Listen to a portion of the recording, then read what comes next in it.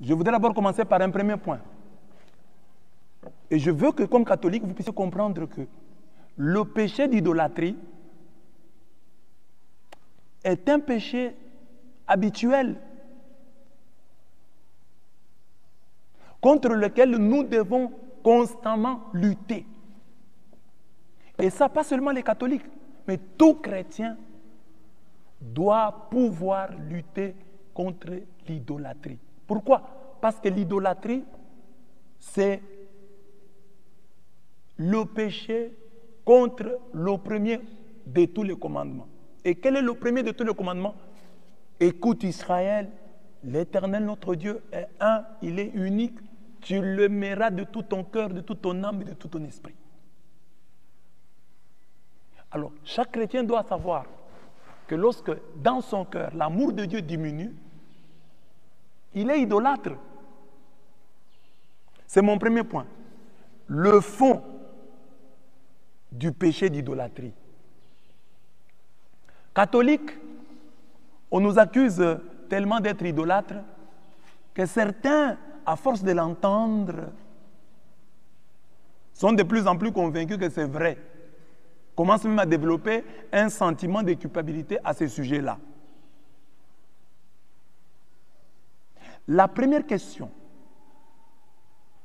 qu'un chrétien doit se poser est la suivante, au sujet de l'idolâtrie, est la suivante. Est-ce que mon amour, les catholiques, qui se posent la question, tu veux savoir, tu as des hésitations, tu dis est-ce que moi je suis catholique, suis-je idolâtre, oui ou non? Voilà la question que tu dois te poser. Mon amour envers Marie, la mère de Dieu, mon amour envers les anges, mon amour envers les saints, me rend-il esclave?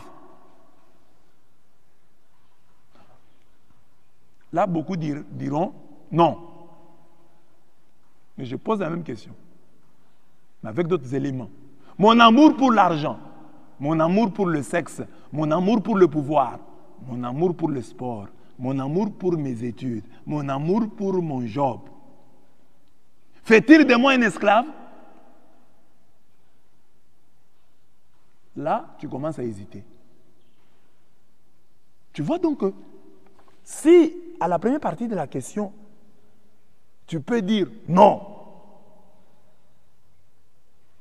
mon amour pour Marie ne me sépare pas de Dieu, ne me rend pas esclave. Je suis libre d'aimer Dieu. Parce que vous devez savoir que le Exode 20, 1 à 5, qui porte sur l'idolâtrie, qui interdit l'idolâtrie, commence par un appel à la liberté. Écoutez, alors Dieu prononça toutes ces paroles en disant, « Je suis l'Éternel ton Dieu, qui t'ai fait sortir du pays d'Égypte, de la maison de servitude. » De la maison de servitude. Tu n'auras pas d'autre Dieu devant ma face. Voilà. Donc Dieu se présente comme celui qui a fait sortir Israël de la maison de servitude. Comme un Dieu libérateur. Et c'est après s'être présenté ainsi qu'il parle de l'idolâtrie. Ce qui n'est pas un hasard. Ce n'est pas un moindre détail. Ça veut donc dire que le Dieu qui interdit l'idolâtrie, c'est un Dieu libérateur. C'est un Dieu qui promeut notre liberté, qui veut notre liberté. Comme on le dit dans Galates 5.1, Christ vous a affranchis. Alors, ne retournez plus sous le joug de l'esclavage. C'est pour que vous soyez affranchis, pour que vous soyez libres, que Christ vous a affranchis. Alors, ne retournez pas à vos vomissures. Ne reprenez pas les chaînes de votre esclavage. Voilà pourquoi je pose la question. Est-ce que ta dévotion mariale, ta dévotion envers les saints, toi qui es catholique, ta dévotion envers les anges, te rend-elle esclave? Si tu dis oui, tu es idolâtre et tu dois abandonner cette dévotion-là. Mais si tu dis non, mon amour pour Marie ne me sépare pas de Dieu, ne fait pas de moi un esclave. Tu n'es pas idolâtre sur ce point-là. Mais je pose la même question. Avec d'autres éléments, je dis, est-ce que ton amour pour l'argent, ton amour pour le sexe, ton amour pour le pouvoir, ton amour pour tes études, pour ton travail, pour telle et telle chose, pour la gloire. Est-ce que cet amour-là ne fait-il pas de toi un esclave? Si tu hésites, ou si tu réponds oui, c'est que tu es un esclave. Et en tant que tel, tu dois te convertir.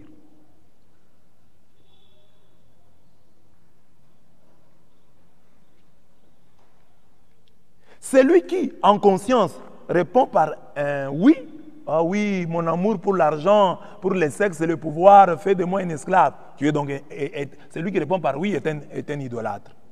Celui qui répond par non ne l'est pas. La première interdiction donc contenue dans Exode 20, 1 à 5, c'est « Tu n'auras pas d'autre Dieu devant ma face ».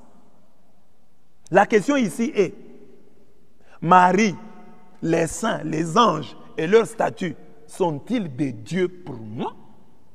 Parce que Exode 23 dit « Tu n'auras pas d'autre Dieu devant ma face ». Parce que souvent les sectaires sautent là-dessus. Ils vont directement au verset 4. Tu ne feras pas d'image sculptée. Non. L'essentiel, c'est le verset 3. Tu n'auras pas d'autre Dieu devant ma face. Le verset 4 explicite le verset 3. Le verset 4 parle des statues, d'images sculptées. Il explique le troisième verset.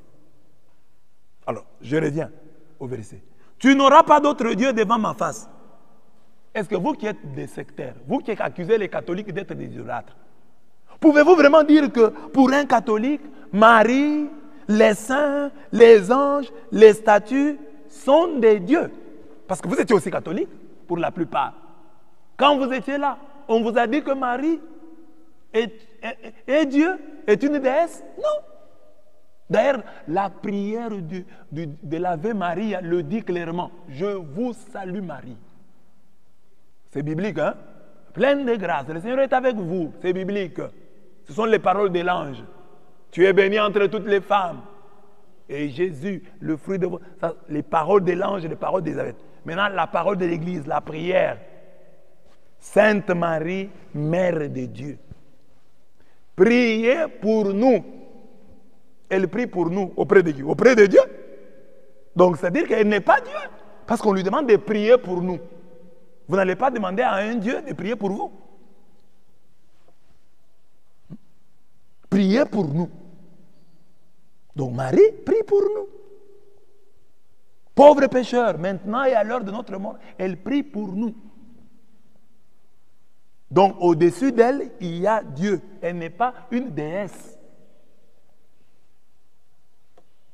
Mais c'est une sainte, la sainte mère de Dieu. Et elle prie pour nous. Ah, les sectaires disent non, mais elle est déjà morte. Si vous dites Marie prie pour nous, vous êtes en train d'invoquer les morts. Et il cite même des textes de la Bible. Oh, les textes a dit n'invoquez pas les morts. Il faut bien lire les textes. Les textes parlent d'évoquer les morts. Ceux qui évoquent les morts. Évoquer les morts, c'est quoi? C'est différent d'invoquer. Et puis pour nous, Marie n'est pas morte. Marie est vivante. D'après Jean 11, 25, 26. C'est lui qui croit en moi, même s'il meurt, vivra. Et quiconque vit et croit en moi ne mourra jamais. Donc Marie, d'après la foi chrétienne, n'est pas morte. Elle est vivante. Parce qu'un chrétien ne meurt pas. Un chrétien ne meurt pas. C'est lui qui croit en Jésus. On ne dit pas qu'il aura la vie éternelle. Il a la vie éternelle demeurant en lui. Donc Marie a la vie éternelle. Alors quelqu'un qui a la vie éternelle va mourir comment? Ne meurt pas. En Jésus-Christ, il n'y a plus de mort.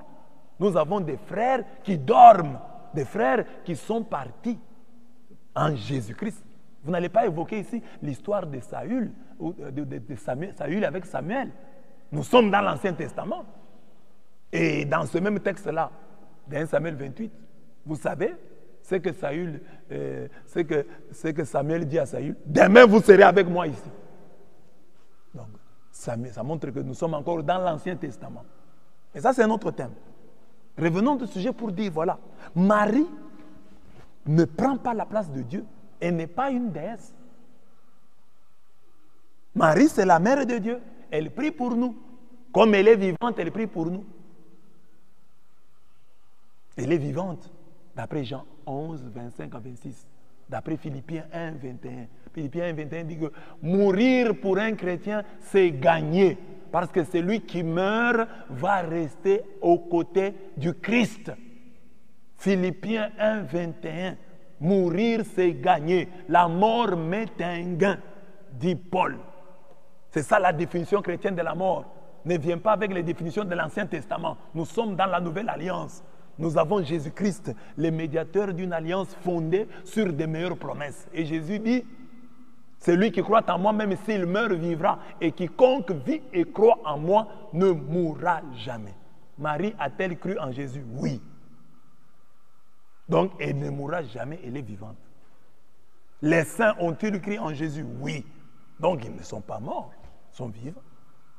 Et s'ils sont vivants, conséquence, ils peuvent donc intercéder pour nous. Parce que eux, d'après Philippiens 1, 21, ils sont aux côtés du Christ. Ils ont gagné en étant aux côtés du Christ. Ils dépassent donc nos pasteurs qui sont sur la terre. Parce que les autres, Paul dit, mourir c'est gagner.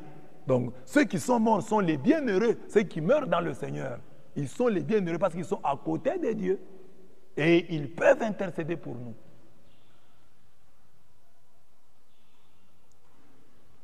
Alors, je disais donc, Marie, donc tu n'auras pas d'autre Dieu devant ma face. Alors, il faut que les sectaires vous prouvent, vous catholiques, que pour vous, Marie, les saints, les anges sont des dieux. Parce que Exode 23 dit, tu n'auras pas d'autre Dieu devant ma face.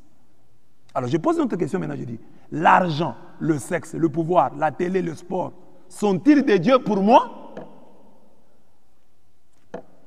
Là, on commence à hésiter.